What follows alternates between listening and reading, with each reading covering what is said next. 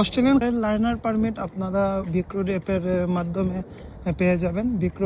বিক্রোড ওয়েবসাইটে গিয়ে একটা অনলাইন কোর্স শেষ করলে লার্নার পারমিট পাওয়া যায়।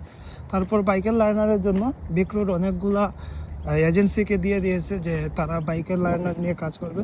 তো আপনারা ওদের থেকে বাইকের লার্নার নিতে হবে। এজন্য প্রথমে হইতেছে 2 দিনের একটা কোর্স করতে হয়। কোর্স করার জন্য অনলাইনে রেজিস্ট্রেশন করবেন।